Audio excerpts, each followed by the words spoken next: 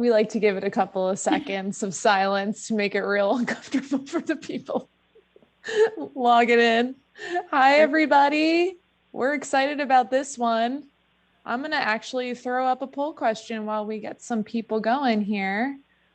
And that one is just, curiosity. That's what we want to know. What prompted you to join this webinar today?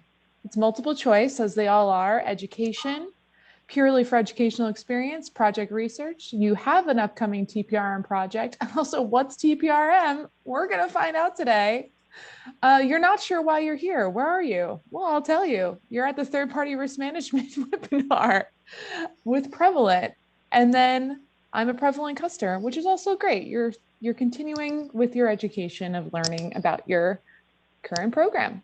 So I'm going to throw that on there for a little bit longer. Welcome everybody. I'm Amanda. I'm your host today. I'm a business development rep here at Prevalent, and we have the one and only Brenda Ferraro, VP of Third-Party Risk Management here. How are you doing today, Brenda?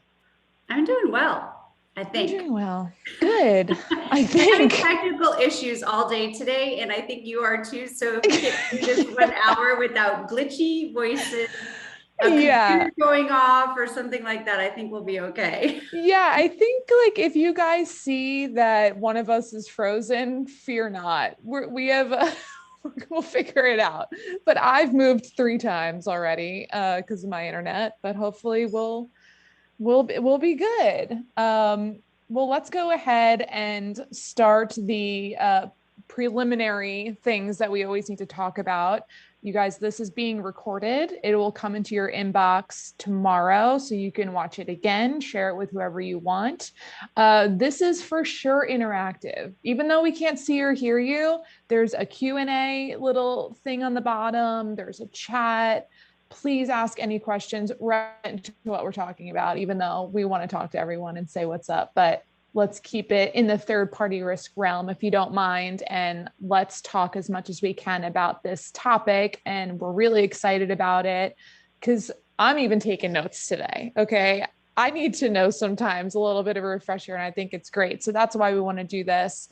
Let's find out where to start from third-party risk, and let's continue on with the interactive conversation. So Brenda, take it away. All right, so I will look for you to pop on screen every time some questions come. So we're really wanting people to ask while we go. You don't have to wait until the end. And hopefully this will be one that's as interesting to you as it was for me about 6 or 7 years ago. So we're going back to the basics because there are companies that are just starting out. And even if you are in a mature state or even an excellent visionary state, you need to keep thinking about all of the things that keep us in a foundational perspective. So as you'll notice in that picture, there's a lot of wind up yarn that's all tangled together, and you have to figure out exactly where to begin. Or if you're in the middle of your program and you're thinking to yourself, oh gosh, wait a minute, there's stuff that I could improve and it's kind of in a tangly mess, we'll help you untangle that. So our topics for today are going to specifically hone in on 5 specific things. And at the end of this, there is a screen that will share a checklist for you that you can use when either you're building your program or you're improving specific areas in your program. So for example, vendor and supplier universe was a pain point for me, and I am sure is a pain point for some of you. Cataloging, categorizing, and prioritizing, knowing what to work on because there is so much, especially with the ecosystem that we have today due to the pandemic. It's very difficult for us to now start having to look at different organizational footprints of third parties, fourth parties, and even nth parties. Where do we start? There's critical controls that need to be taken into account and mapping those so that when you're collecting information from your suppliers and your vendors, that information is tagged and mapped to the specific content that you're gathering. And risk monitoring. We've all talked about what risk monitoring is and what it is not. We will refresh on that. But how do you use it to scale your program? It's not just there to tell you that we've got something that's happening as an event or a breach. It also can help you to get started on where to begin your assessments or what assessments need to be looked at. And then balancing, when you're building a program, the talent and the tools and the techniques, what comes first, why you do them. And so that's what we're going to be talking about today. I assume there are no questions from you, so we're going to ask you one, and Amanda's going to pop in and see what we've got in the audience so that we can take polls. Yeah, we're making sure you guys are still on here. So we're launching a bunch of polls throughout this, and here's the first one. Have you conducted a maturity assessment to provide recommendations on program status and potential enhancements? Yes, no, not sure. And we'll share these answers in just a second. I'll give you a little bit of time to answer. The reason why this is important, Amanda, is because, you know, like when you were in school, you'd have to take a placement test to figure out if you're ready to take certain courses, and they would put you in the right ones, knowing based on your skill, right? I had to do them too. Pretty much everybody does. Yep. So the same thing happens with your program. You need to take a maturity assessment to see exactly where you are. And what happens with that is it shows the great work that you've done so far, or that you're just beginning, whichever. And then it gives you recommendations of where you should be focusing on moving forward. So that's why this is important to know. Well, it looks like, I'm going to give it one more second. It looks like yes is the consensus here at 48%, which is really relieving for you guys to know that you have to do this. So I'm going to end the poll right now, and yep, looks like, here we go. 49% yes. No is a little bit too close to the yes, but you know what? That's why you're here, and we're going to help you figure it out. So that's good. And I'm not sure. That's okay. We're going to help you figure it out. We've got our expert here. So very interesting. What are your thoughts? I think it is too. And it's not surprising. A lot of companies will use maturity assessments from certified AICPA firms, and those are very expensive. But we now have some ways to do them much more economically and cost effective. So we'll be talking about those right now. We'll dig into it. All right. So if we look at the maturity assessment, Prevalent does have one to say, okay, what can I do with my program to make it more efficient? It is mapped to best practices, which are aligned to frameworks. But we look at 5 program pillars. And basically what happens with the maturity assessment is you as a program will involve whomever is involved, whether it be other departments like legal and privacy, procurement, yourself and the third-party risk team, anyone who uses the content that you gather, or even if it's just yourself building a program. And you'll go into the Prevalent platform, and then you have the opportunity to answer questions that are effective-based questions based on coverage, content, roles, responsibilities, remediation, and governance. Now, it takes less than an hour to fill it out. And what's really great about it is that you get an 18+ page report that tells you where you fall in a CMM, a maturity model, with likelihood and impact scoring. And also it provides recommendations in how over the next year you can increase your maturity level from initial to optimizing.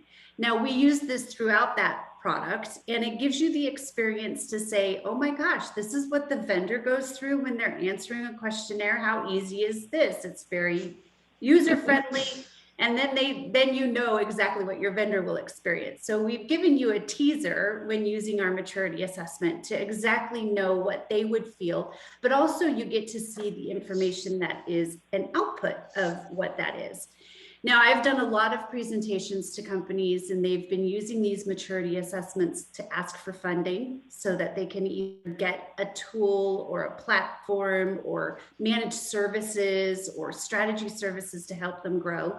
But I've also had them use it on an annual basis to fulfill their regulatory requirements, because when they do that, they've got a point in time of here's where I was, and over time how they're growing and maturing the program. So it's very easily transportable to different purposes for a return on your time investment. Now, of course, we have other options within our organization and our packages that if you want to do maturity assessments throughout the year, those are at cost with some more information and professional services help to get you to where you want to go. But if you're new to Prevalent, we definitely give this to you at this time in 2021 on whatever date it is for free. So if you want to sign up for any of those, you would be contacting info@prevalent.net, and Amanda and or Amy or whoever answers those requests get you involved in doing so. So that's something that's fun. Did we have any questions on that? I would think that not yet. You guys are falling asleep at the wheel here, but take advantage when you can in my. Well, and never fear, there's support coming from us. So even if they don't participate, they're just watching and having their lunch or breakfast or wherever they are. Yeah.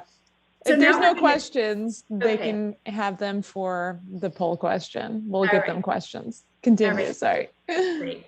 So third-party risk is expanding. At first, when I started out doing third-party risk, and I'm going to tell you some stories about that in a minute, it was just my organization, but we found that we needed to involve procurement and we needed to involve legal, especially when we started doing scenario-based tests. Legal and privacy was important to have involved. And they started finding out exactly what we were doing in our program. And they're like, wait a minute, you have that information? Well, we need that information. Why can't we see it as well? Risk and compliance is also some department that you need to include, operations, and of course, audit. The one big thing that I can tell you is if you include an auditor stakeholder from internal audit, it's so much easier to go through your internal audits annually because they helped you to determine what exactly needed to be in your program. So as you are doing your reviews, they have as much stake in the success of it as you do. So I would highly recommend getting audit involved when you're building your program, if you're going through a pilot review, and they can say, well, wait a minute, maybe these are some things that you need to think about also having in your program as well, or make sure that your policy is written in a certain way so that you don't get dinged for something that you said that you were going to do, but you're not actually able to do it yet, and it's forthcoming up in the next couple quarters.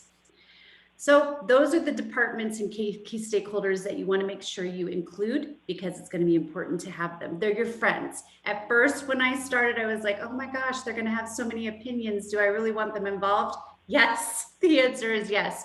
You do want to have them involved. So think about that when you're building your program or if you're improving it.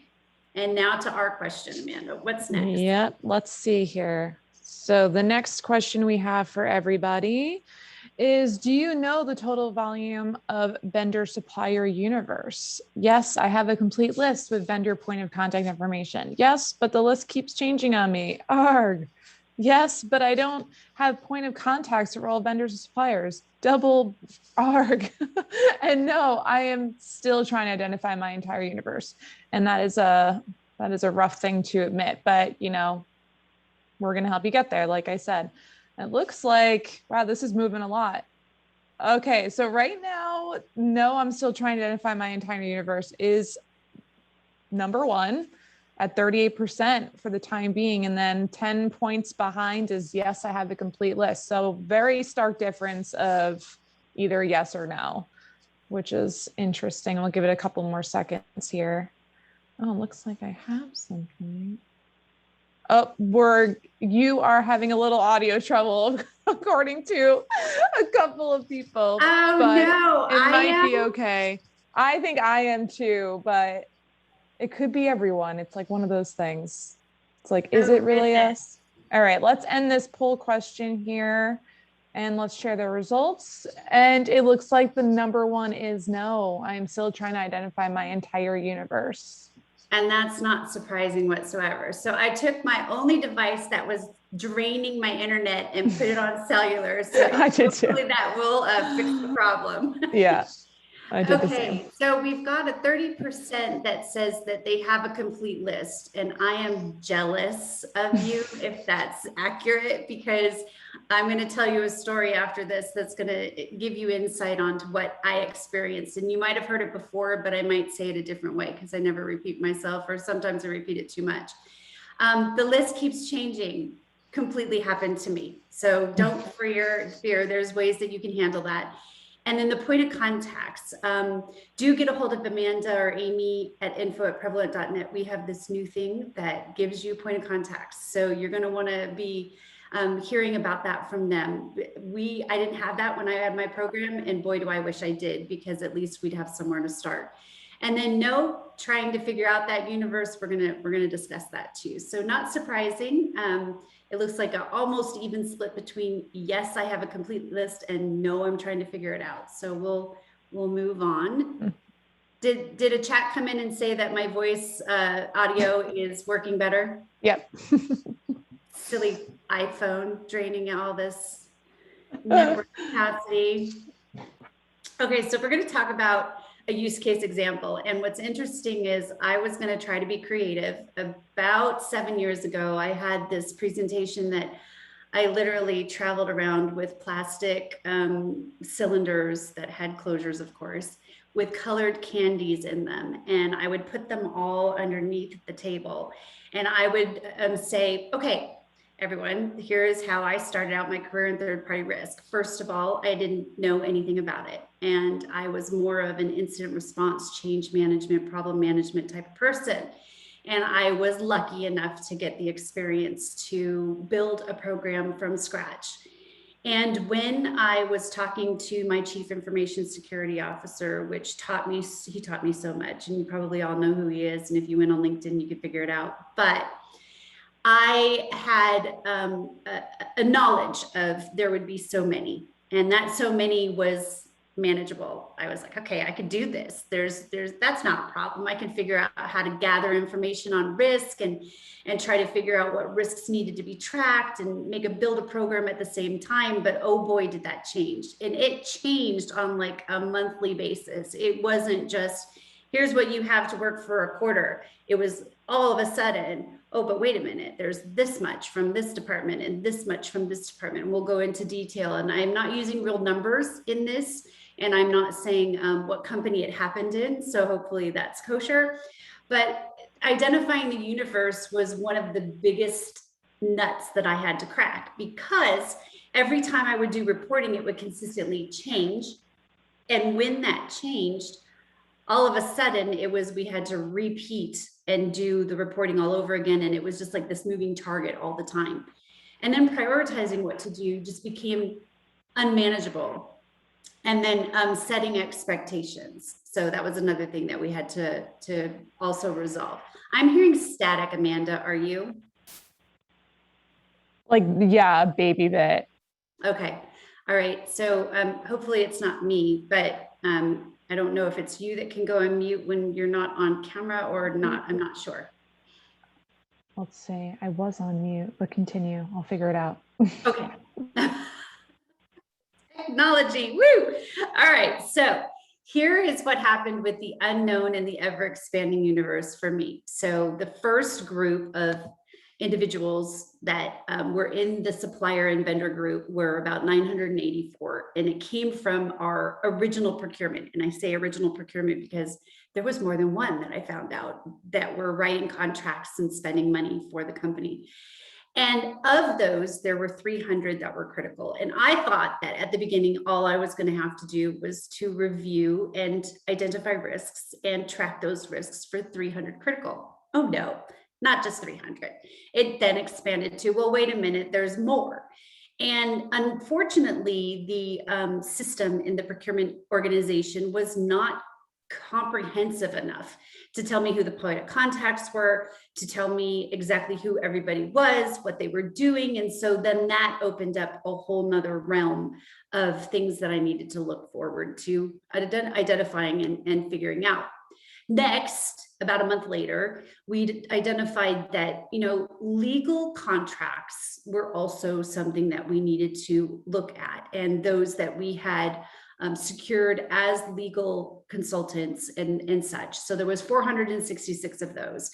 And I had to try to figure out with the standard questionnaire that I was using exactly who and what I was going to ask them, because many of which were working from home, or they had an office of 5 or more people. And so it kind of was dynamic based on the relevance of information that I needed to collect.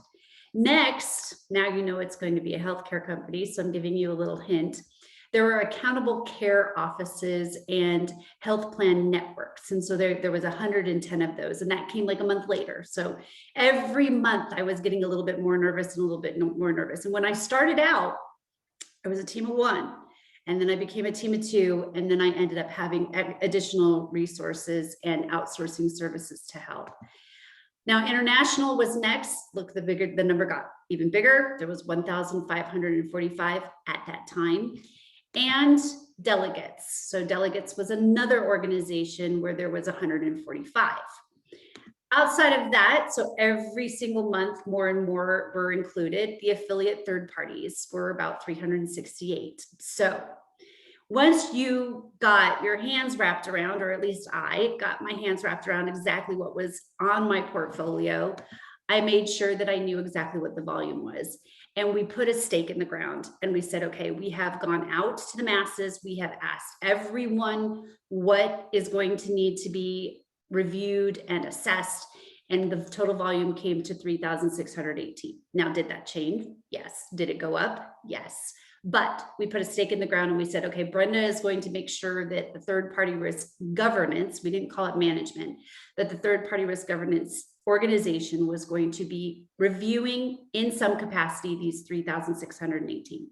Now, that's not all, because as we determined there were more threats within our environment, there were brokers that were using their own laptops or maybe had laptops of ours, and we had to make sure that the connections and the data exposure was protected for 189,457 brokers.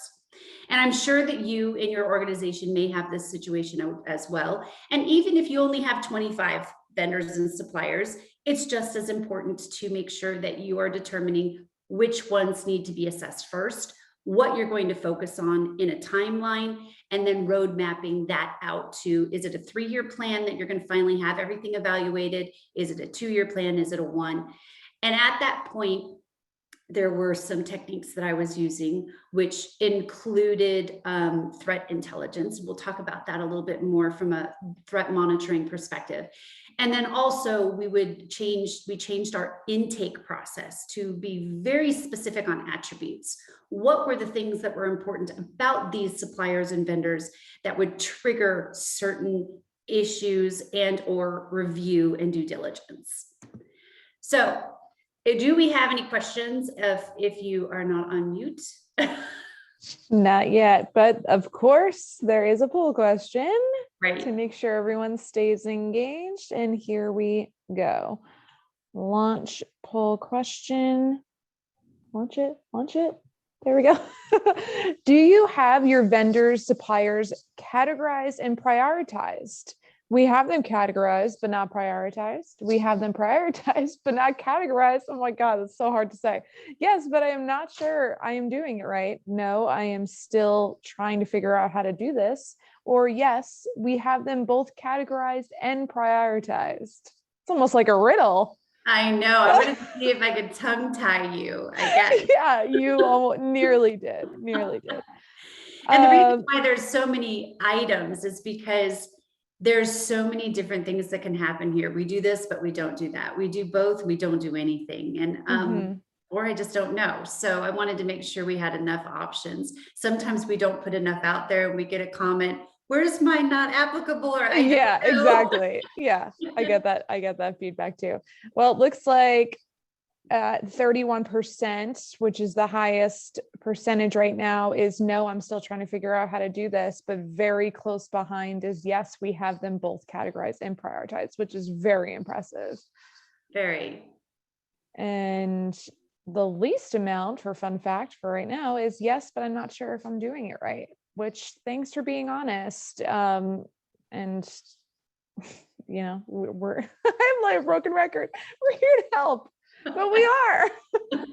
and even if you're doing it, that's a good thing. It means that you're doing something. You're not just letting it sit on the wayside and having it maybe happen or maybe not happen. So I like the fact that you're doing something, even if it's not right, you have the ability to tweak it as you go. That's the whole premise of improvement. It's so, like faking it till you make it in a sense, but then you realize that you probably need a little bit a little bit more help than that. So I'm going to share the results right now, and yep, looks like the honest answer and popular answer is no, I'm still trying to figure out how to do this. All right, well, let's dive in and I'll tell you some examples on how. So Perfect. There are definite people that can consult with you and help you to figure out exactly what you need to have for purpose of your organization. People like me, people that are at Prevalent, people that are out there as consultants, they can definitely help, but I'll give you some tidbits of things to think about. So here's some examples of risk category. And each of them have a blessing and a curse of their own. Now, data elements is the one that's most important for a cybersecurity perspective, but we're also finding that there's hardware and there's manufacturing and transportation that we're now starting to see as part. Data hosting and non-hosting was one that would help to trigger what kind of due diligence I would need.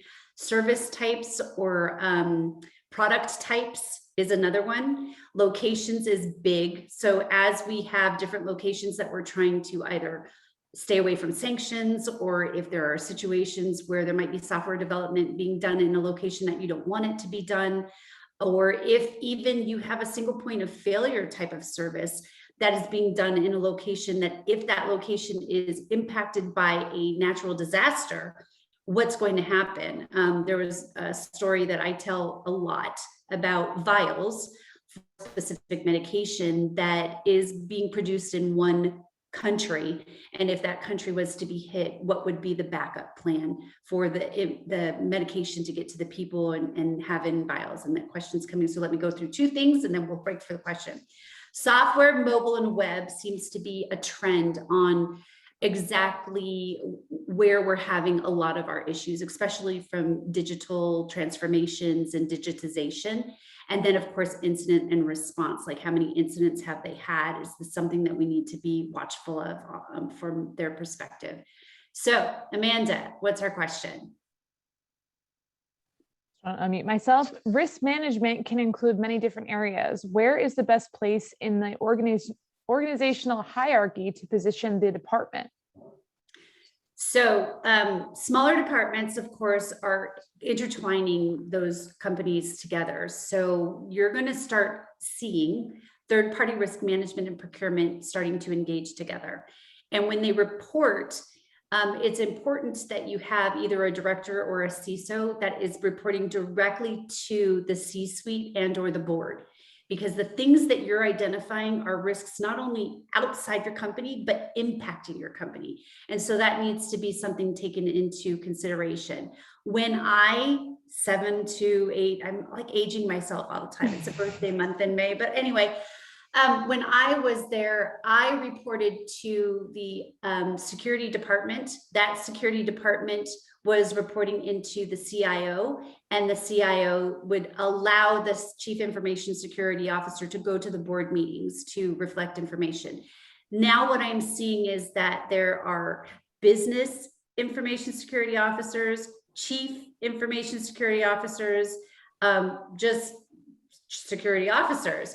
And so just make sure that you are positioned in a place where you have a voice or a seat at the C-suite and or board table, so that you can tell them what your risk posture is, and they can use that to make decisions. It looks like we're getting more questions. So this is a good topic. Yep. So we have another question. Could you expand on why and how you would set the prioritization triggers, and how and what for would you use them? How and what for would you use them? Wow, I said that weird. Right. So let's go into the prioritization triggers real quick, and then we'll get to that second question that I think we haven't answered yet. But the prioritization triggers are basically attributes that you want to use. And the threat intelligence report is something that I would use across all of your suppliers and vendors, because it gives you cyber information. And if you use Prevalence, you get business and financial information as well. So it gives you intelligence to say, if I decide to go with this vendor or supplier, what is the heavy lift that I'm going to have? in order to move forward. And it helps you to set thresholds to say, for every control in this report at a high level, if anything falls below a threshold or above a threshold, then I'm going to trigger an assessment due diligence, raise their tiering category. And so that's something that I would say is first and foremost. The intake form attributes need to be pre-planned out. You need to talk to your procurement office and find out, what are you gathering, so that I don't have to go back to the vendor and supplier and say, thank you for giving that to the procurement office, but I also need to know X, Y, Z, ABC, LMNOP, right? Mm-hmm. So if you talk to and get that information up front, then they're going to be gathering it for you, and including the contract and knowing that everything links together. So that risk form and intake form really tells you that here's what you're going to be doing with this service, and here's how you're going to need to look at your review and do the right type of due diligence. The information classification model, on a slide coming up, we have an example of what that means. The information classification model says that if anything on the risk category side now maps up to what I want to do for due diligence, it gives me a really nice roadmap and screenshot, and basically tells me, if this, then assess this way. The risk tolerance is something that you need to get together with your information security and or your manufacturing organization and or whatever it is where your third party falls. And you need to identify what are our risks internally that we need to make sure that our vendors and suppliers also aren't contributing to and or making worse. Regulatory requirement changes, just keep an eye on those. Those are triggers that are going to happen consistently throughout the life cycle of your program. And then having the right key performance indicators and key risk indicators, which we have a whole nother webinar on that has already been recorded, but we can do another one. There are certain program indicators of where you need to tweak your program, and then the risk indicators that you report to management and above. So hopefully that answered your question. And Amanda, was there a second QA that came in? Nope, you are good to continue on. All right, great. So information classification, this is just an example. This is something that you can create on your own. It's a grid that basically says that if the description of the certain trigger of risk evaluation comes in, where in what type of risk trigger has to, I'm not even saying that right. Let's just rewind. So say, for example, you have a vendor or a supplier that's hosting your restricted data. And what it's telling me is I need to run a threat monitoring report. I need to send them a PCF questionnaire is an example of a standard questionnaire. A PCF is a Prevalent compliance framework questionnaire that we have at Prevalent. And so that's one that's going to ask about the controls. They may need a data flow questionnaire, like how is the data flowing between us? Are you getting it through? There's a lot of companies that are finding out that they're getting data through email. That's scary. Try not to send your data through email. That can be very, very impactful if something leaks out. So you want to make sure that that's protected, who's using it, what business, and then a validation report for anyone who is a critical vendor to the company. And what that means is whatever information I see on the threat intelligence and I ask for in the PCF questionnaire, and I look at from a data flow perspective, how can I do testing protocols? These used to be called on-site visits. So get a validation and do a validation assessment and report on that as well. And then over in the software, mobile and web, as an example, I would always run a threat intelligence report. But the things that are important for me here are relevant questions based on development. What's your software development lifecycle? Do you have incident response? Is there change management involved? Do you run dynamic or static code scans that I can see the defects? How are you performing defect management? So those are a little bit different than what you have in a hosted restricted data perspective, but it's still something that you need to look at. So this is just an example. It always should reflect relevance, and that will help you do the proper due diligence. So you're not going back and forth with the vendor to say, we found a risk, the risk may not even apply. So that's important. All right. So next polling question, Amanda. Here we go. Poll question number 4, reporting live. Okay. This is slide 5, right?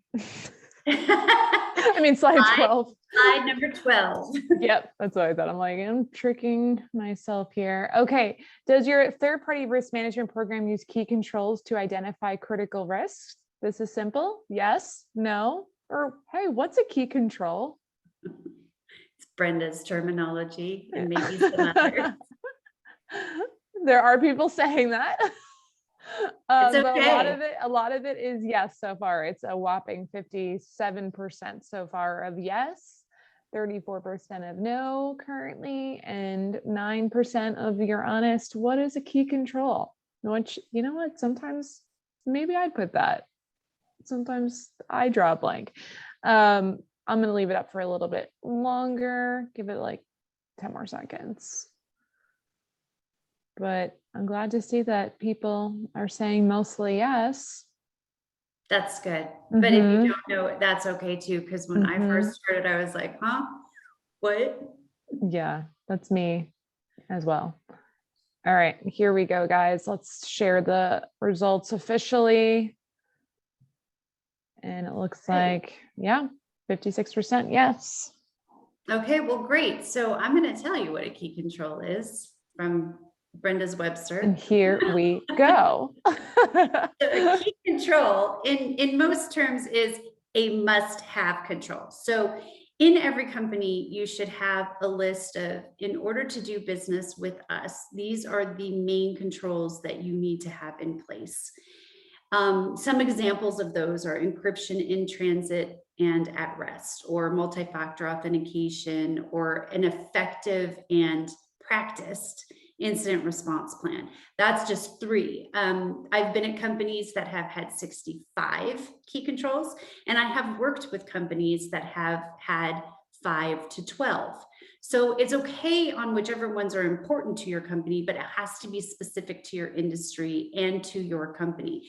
And basically what you want to do is make sure that those key controls are marked as the highest critical risk to any vendor or supplier if it's relevant.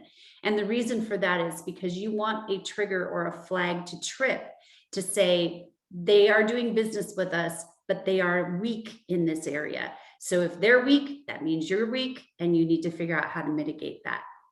Another thing that you're going to want to do, if you don't already have it done, is make sure that you have control standard owners. And I was very lucky at the company of which I worked, and for some of the companies that I talked to, where they're in the process of making sure that if there was a control in place for multi-factor authentication or incident response, there was an owner that our assessors could go to in the event that there was a deficiency or a vulnerability with a supplier or a vendor. So that, number one, we would know how long would they have to fix it, because we experienced how to fix it. Multi-factor authentication took a long time to put in. So we would say you didn't have to have it done in 3 months, you had to have it done in 6 to 9 months, or whatever that time period was. But in the event that we had any questions, we had a subject matter expert who owned that control that could tell us this compensating control would be effective, or if this comes in as this response with any documentation, you can accept it on your own. So that helped us to get a little bit more of a more rapid response to the vendor to say, okay, yes, the way that you're doing it is okay. We need it to be done at this point in time. This compensation control is okay. And if all those didn't align, we had someone to go to for escalation. And then risk remediation is another thing. I think I've talked about in somewhat nauseam that if you have a risk, you need to have a risk remediation recommendation available for your vendors. Not specifically from your department, but from a framework standard like NIST or ISO that would say, if you don't have this in place, we expect you to do X. And the expect you to do X needs to be pointed to a framework, because if you put in, we expect you as a company to do X, then you could be liable if a breach occurs. So don't do that.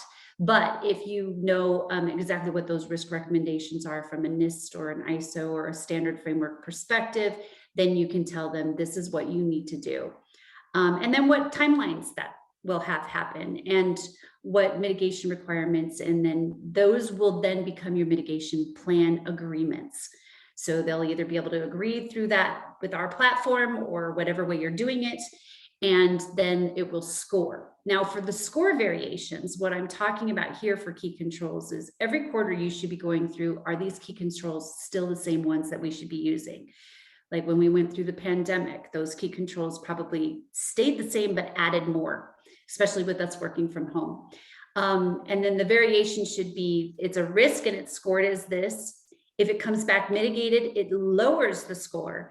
And then if you verify that it's mitigated to your expectations, you can either close out the risk, remove the scoring, and or you can say, whoa, wait a minute, you did some work, but it's not to our expectations or to the guidelines. I need you to do a little bit more. We'll leave it here. It's not as high as a risk, or we'll have to bump it up, whatever that might be. Amanda, there's a question. Otherwise, you wouldn't have popped on because I don't think you're at the polling yet. I got two. Yeah, I got two. All right, here we go. Here's a little bit of a long one, but it's a good one. Okay. Our senior leadership has asked for our vendor management team to report on trends. Although it seems easy, it's been difficult for us to pinpoint trends to report on for vendors in different industries. Do you have any suggestions to report on trends? We report on volume of high, medium, low vendor assessments and total high, medium, low audit findings and age, but the senior leadership team wants to see more. Yeah. What do you recommend? Yeah, and it's an appetizing thing for the senior management and for the board because they want it all. They're not just asking for what's high, medium, and low. That says, okay, we've got highs and mediums, lows. Great. What they want to know is, do we have a gaping hole in software? Do we have a gaping hole in network hygiene? Do we have a gaping hole in transportation? Where is our issue that is causing us the risk? And so, yes, there is an easy way to do that with the Prevalent solution, at least, because when you gather content, there's machine learning and enhanced reporting in the background that will slice and dice the content, no matter what industry you're working in. Now, from a cross-industry perspective, you can use networks and exchanges, and we have the ability to see where the defects are. Anonymously, we're allowed to say, well, in this industry, this is what's happening in healthcare, this is what's happening in legal, this is what's happening in manufacturing, but we never call out who the people are. And we also have very stringent legal ramifications if we do anything the wrong way. But if you're looking for a scenario where your executives are looking for trending information, you can go to us to get reports because we do questionnaires and surveys out to our customers and vendors. You also can go to shared assessments. They also look at this as well. And I'm sure there's some others that can provide some context. And also there's blogs that we write all the time, myself included, Scott Lang and others. And we're trying to give that information out to you so that you can repurpose it for your management as well. So short answer is, if you use the Prevalent platform and you're collecting information, that's very easy to be seen on our enhanced reporting. Long answer is, there's a lot out there that can help you. And if you have anything specific, send something to Amanda. She can point it to me and I will try to find out what you're looking for. I'm curious, would that even have anything to do with like the monitoring perspective of vendors? Like if that's what she's looking for, of looking at trends or looking at managing the vendors and knowing exactly what's going on with them. It seems like they want more details, right? So wouldn't monitoring be a part of that or no? Yeah, we're going to be talking about monitoring moving forward in this particular session.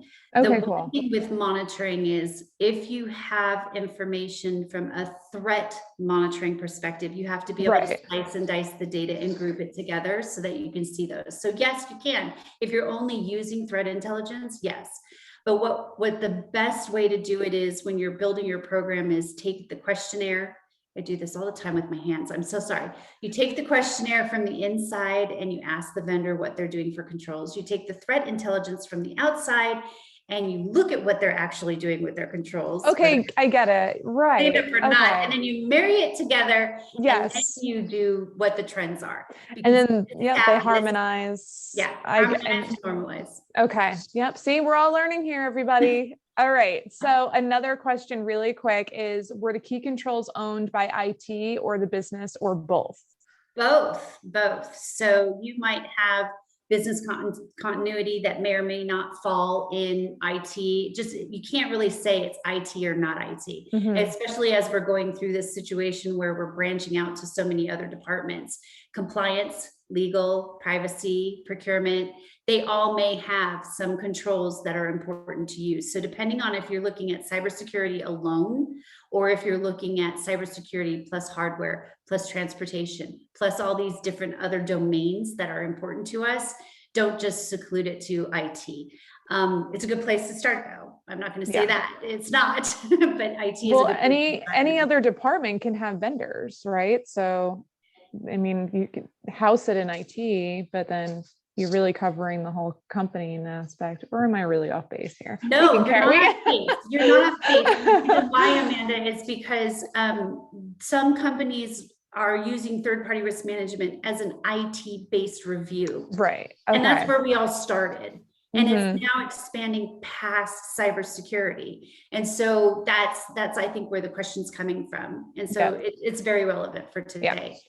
But now it's our turn to ask a question. So here we go. I'm glad everyone's paying attention now here. All right. So next question is, do you use risk monitoring report? Look at this, so timely. Do you use risk monitoring reports to assist with scaling the volume of your assessments? Whoa, hard yes, real quick. That's great. Good. Okay, actually, I spoke too soon. now it's pretty even to know. Yeah, wow, the more and more you guys are participating, obviously, the more change it is to this poll here. So I'm going to give it a little bit more time. More than half of you have participated. I don't know where the rest of you are. I mean, unmute your screen. We got some activity here. A lot of people during webinars, they'll make their lunch or they're multitasking. So you got to give them some time to walk back. Yeah, I'm guilty of the same thing. I am too. Everyone is. All right. Well, in 5, 4, 3, 2, 1, I'm going to end that poll here and we'll share the response rates here. 42% yes, but close behind is a no and not sure even at 29%. All right. And these are, I hate saying the same thing, and hate's a strong word. I dislike when I say this isn't surprising. Yeah. And I'm like, and we can help. But what I am going to say about this one is it is surprising. It's surprising because there are a lot of companies that are using threat intelligence and monitoring. And part of monitoring and understanding it is, I'll give you some examples, are I don't call assessments and doing assessments continuous monitoring of risks. I call assessments an ongoing evaluation process. Yeah. Because I don't just do the assessment and then stick it on the shelf and then bring it back out next year and say, did you fix those things that I asked you to fix? Yeah. What happens? What happened from a year ago? Anything new? So where we've trended towards is doing assessments where you find the risks, you talk very empathetically with your vendor and supplier, and you help them to manage those to closure. But an event could pop, a breach could happen, they could change the risk because the risk has been mitigated and it goes away. So that ebb and flow of continuous evaluation and improvement score or degrading score will happen all the time. So when I say risk monitoring, I talk about threat intelligence. When I say risk evaluation, I talk about the whole thing from A to Z and how you track it from the front to the back and ongoing until they are no longer a supplier or a vendor. They are on watch, in my opinion. So the best way to use threat monitoring when you start, because that's what this is about, I can tell you many reasons of why you want to use it, but the best way to use it is to run threat monitoring on every vendor and supplier at the get-go, at the procurement lifecycle, before you decide on who you're going to be using. And or if you have already decided and you're shoring up your assessments, then I would say run everything on them, because what that did for me was it made it possible for me to know what buckets I should put things in first, second, third. And what I did was, if there was any area, like if cyber monitoring was high, then that made them in the first tier of, I'm going to evaluate these first. If, of course, I would include other information classifications and I would make sure that it all aligned, but it would definitely say you're going to be doing a more thorough assessment than what you would be if you were a medium or a low. So I have highlighted here a section. There are companies that will go into the lower levels of cyber monitoring or business monitoring, and they'll say if there are security incidents that are high, that's also a trigger that would say your due diligence is going to be at the highest level versus at a more reserved level. So again, the point here is run threat monitoring on every vendor and supplier. You need to know both cyber and business, and you need to set thresholds that will tell you exactly where, in a reporting fashion, you're going to be working on which ones, or triggered to reevaluate even sooner than you thought you would. Because at least annually you need to review, but you need to continuously evaluate ongoing when the risks are changing. All right, we are at polling question number 6, which I believe is slide 16 question. Here I am. There you are. All right, let's do this. Poll 7, reporting live. What should can't talk. What should you focus on first when building a program? Talent, tools, or technique? It's kind of like a trick question here. I like this. Yeah. And while they're answering that, did another question come in that was about what we just talked about? Yeah. Let me read it here. Oh, someone's complimenting my MC skills. Thank you so much. Okay. They say this question is probably subjective, but it says, given differing enterprise risk profiles, but can you identify or generalize among your clients certain categories of TPRM due diligence activities that they tend to underinvest in relative to enterprise risk, or overinvest in relative to risk? That is, what examples do you see of skewed or misinformed risk tolerance decisions? Basically, wow. What examples do you see?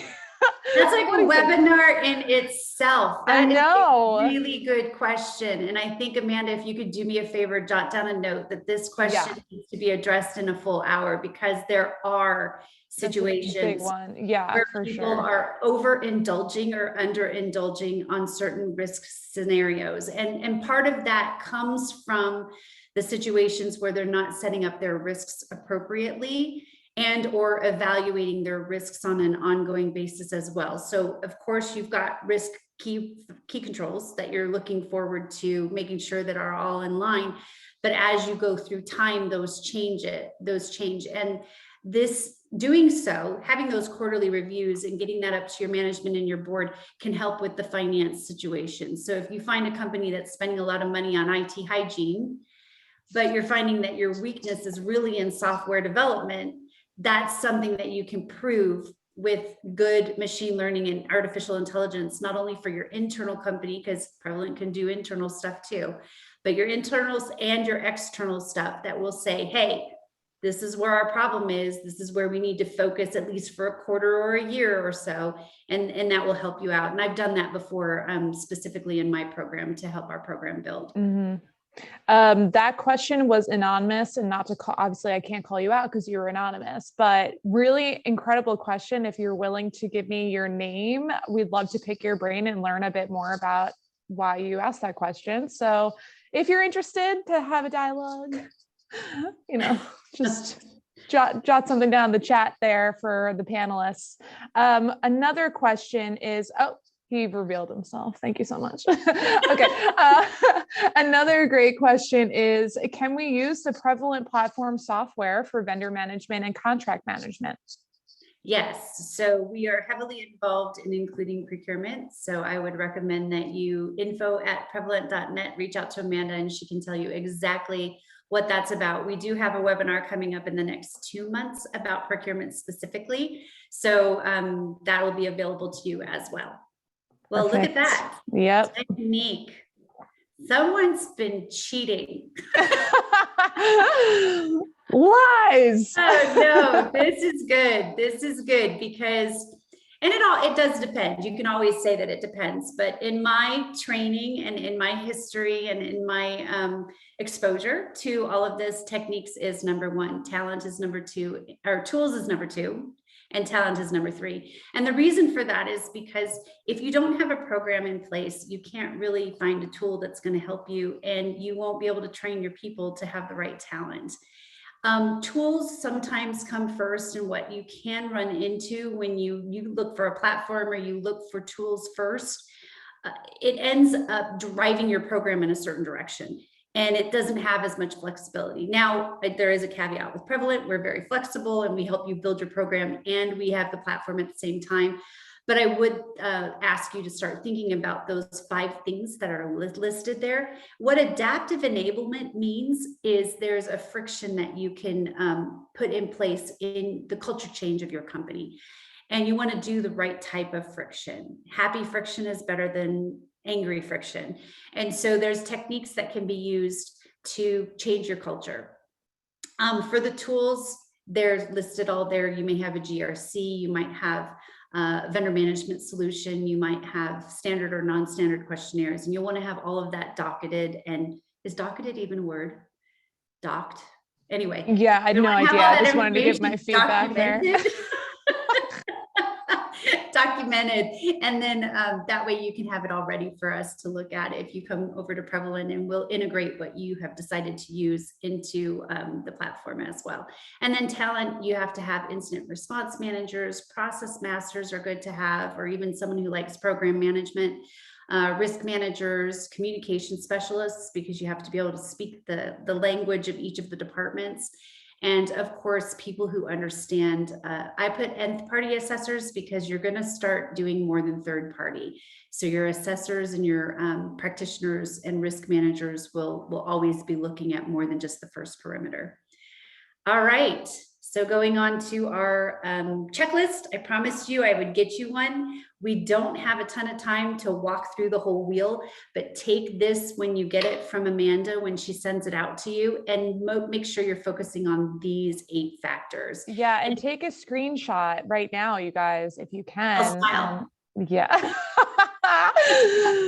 Should I get on camera? Cheese. So I would work on, if I was working on any side first, I would work on the left side first and then work on the right side if you had to pick and choose which side to work on. And then we have another polling question. We do. And you know what? We changed it up because we talked about this earlier in the session, and it got us curious because you mentioned for now it's free, right? We don't know how long we're going to offer something like this for free, because it's really exciting, especially to have Brenda on it and helping you. So, hey, would you be interested in engaging with us for a free maturity assessment to benchmark your program? Let us know. Reach out. I mean, we'll reach out. If you say yes, we'll know. But it's a great opportunity to, like we talked about, get in front of your stakeholders, even have it for yourself to see where you are and see where you go from there. It's a really nice feeling for yourself of your own success, because that's important too. This stuff can drive you to your next level of your own career, to prove to your company that you can do this and you can provide an incredible benchmark, an incredible third-party risk management program, and better for the company, improve that. So, well, what's funny about what you say about that is it's taking a picture. It's taking a picture. Seriously, yeah. Of exactly where you are. And then you can look back and say, wow, look how much I've grown and my program has grown. Exactly. Oh, we have another. Oh, no. Yep. No, it's not a question. It's just a comment. But we got it. Noted. Jeff Grant. Good. Good. So That we have benefits at every stage. This is the Prevalent platform. We go from sourcing to intaking, prioritizing, assessing, and reporting, and it benefits all the procurement, the IT securities, vendor management, legal compliance, and all. So if you want to take a look at that, reach out and we will be happy to show you.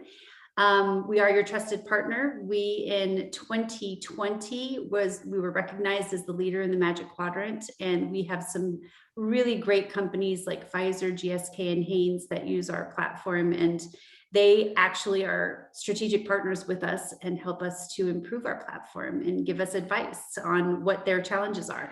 So you can be one of those too. And with that, Amanda, if we don't have any other questions, I think we're 1 minute over. I apologize. We are, yeah, no more questions, but everyone that still stayed with us, we really appreciate it. And if you have anything else, that email's right there, but you can also reach out to me. You have my name up at the top. So it's just my first initial last name at prevalent.net. Find me on LinkedIn. Tons of ways to connect with all of us. We're always here to help you all. Thank you all so much for joining. I'm getting more Q&As. Oh, they're just saying thank you. Thank you guys. I love that. I love the engagement. We love that. So don't forget to check back for our next webinar. We have one tomorrow, actually. Do you want to just kind of pitch it really quick as to what it's about? Yeah, we're going to be talking about ransomware. That seems to be something that's hitting us hard in the healthcare space and others. So ransomware is going to be a discussion on how does that intertwine with third-party risks.